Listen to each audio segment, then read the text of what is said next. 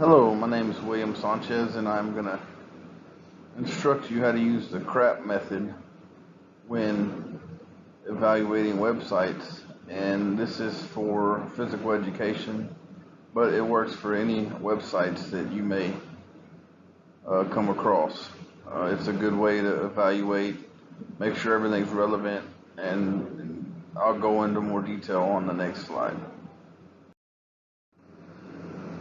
When it comes to the C in the CRAAP stands for currency, which you want to make sure that everything is current and not out of date.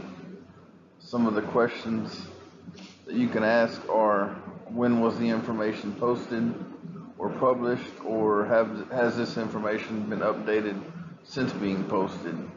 I know a lot of times you will see websites that come across and they're like 15 years old, so all the information's not current and out of date, and that's not something you really want to mess with when it comes to trying to find information now.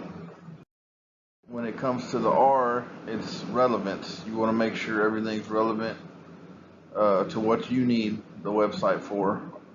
Say in physical education, maybe you need to make sure that the website you're going to shows the proper way how to do a technique that you need to learn.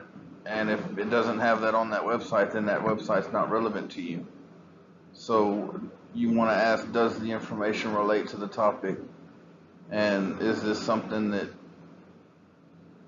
would be correct for the website? You know, is it something you need to use, in other words? The first A stands for authority. This is the source of the information. So who is the author, the publisher? You know, where did the information come from? Are they credible? Is there government credentials? Is there, different organizational affiliations? Just things of that nature that stick out when you're wanting to make sure a website is valid and you have the ability to use it for information. Accuracy is another thing. You want to make sure the information is accurate. If you're going out there spilling out information that's not right, and people are putting things on there just because, then you're going to have some trouble, in physical education or in any class, because you're not going to do something right. The thing about physical education and finding accurate websites is, if you're learning how to do a technique or a drill or a game and you don't do it right, there could be consequences where someone would get hurt. So it is important to make sure that the information is accurate and it comes from a good source. The P is the purpose. Why is the information even on there? Why does the information exist at all? This is important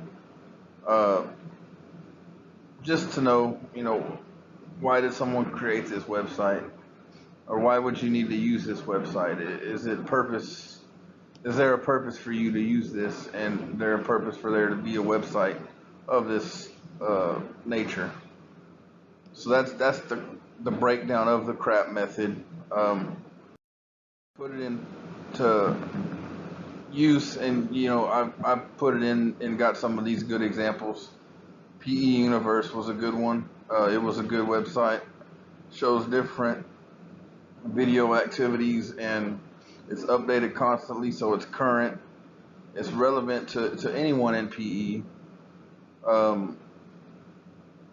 It is by a good source, and also there is a purpose. It's to teach students different games and ideas they can play, and even teachers.